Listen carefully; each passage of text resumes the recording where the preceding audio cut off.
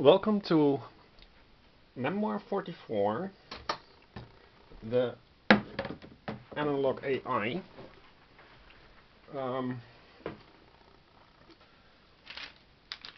I made some tokens, double-sided squares and round jits, with blue and green. So you can play according to the bluish or the greenish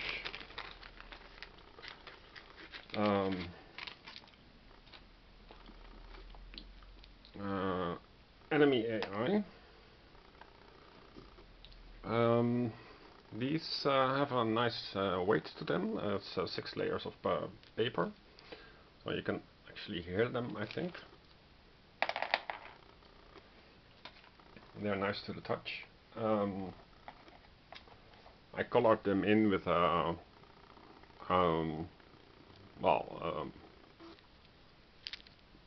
just by hand, because we don't have a color printer at office. Now, these things are a little bit less thick.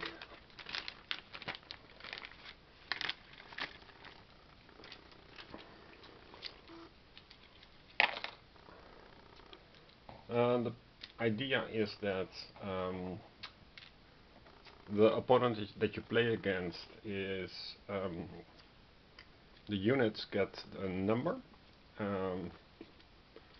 So 2, 3, 7,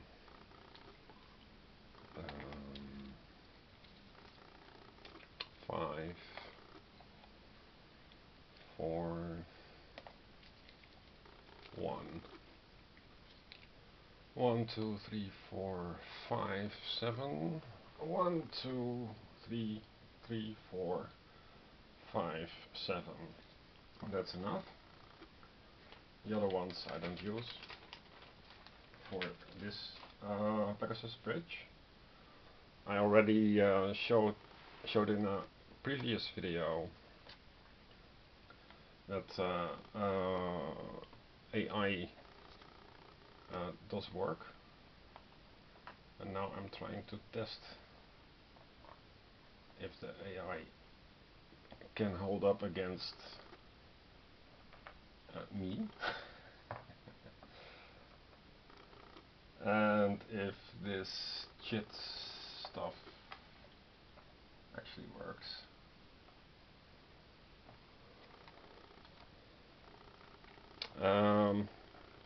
Because if it doesn't work, then well, I just give it up and sell it. But I hope it will work. Now, as you can see, all the enemies have a unique identifier. If you're against fiddliness, then you shouldn't even bother with this game, because the setup takes quite a while, and that's something that like 15 minutes. So that's not. I used Tesa glue for this. It still smells because I painted them up this morning. 5.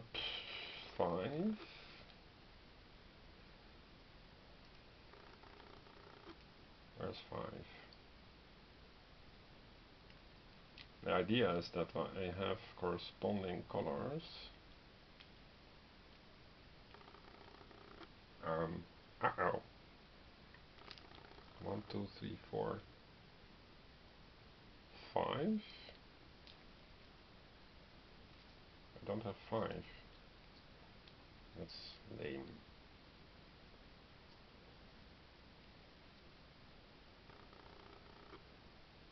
Okay, then I use 8 and not 5. Fine by me. Somewhere the 5 disappeared. But doesn't really matter for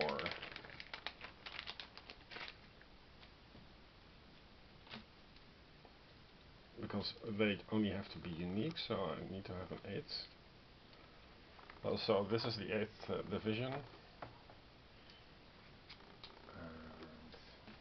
I'll see where the 5 is hidden.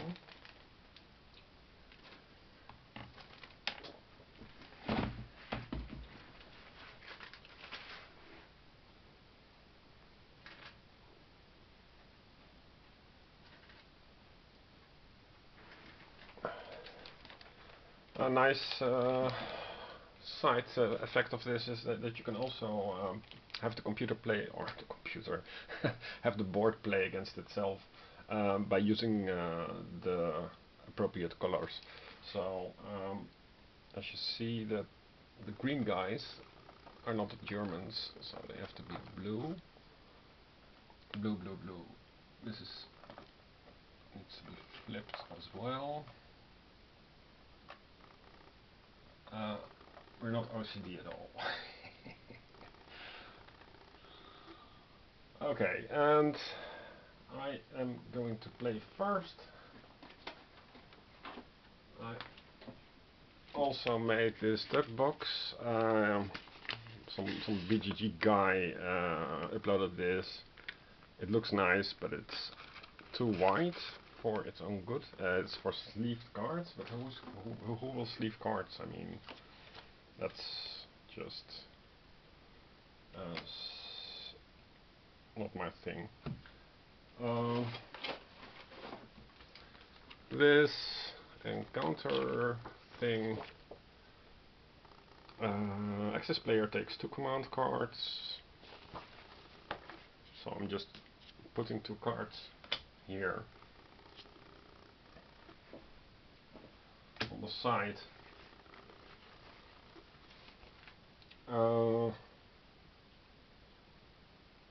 4 medals is the goal, and the British take 6 command cards, and we move first, so it's quite an advantage. So 6 command cards, 3, 4, 5, 6. It's imperative that you shuffle really well. So that's before you set up the board, you need to do a table wipe. I'll put these a little bit to the side. So in this game, I see, I forgot a dude. The infantry. This is the division of Allied infantry. It's a triangle. This triangle and this triangle. We are to have 4 victory points, and the victory points are the bridges, 2 bridges, and we need to make 2 casualties also. Now this order in which the AI goes is, I'm just using a dice cup, and I'm not using the information of which unit will move. But the plan is to go to the right for me,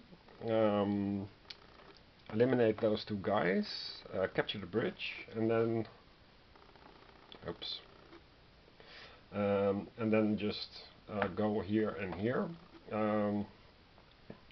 to take out 2 other guys and not bother with the bridge. That's 4 points, and then I should win. And the idea is that the AI should react to me. The AI I printed out, it looks more complicated than it is, but in a general form it uses artillery and tanks and infantry. It should first worry about the VP tokens that benefit the AI and go for that. And then it should consider VP tokens that benefit human, and these two are benefiting me. And if there is no way to reach them,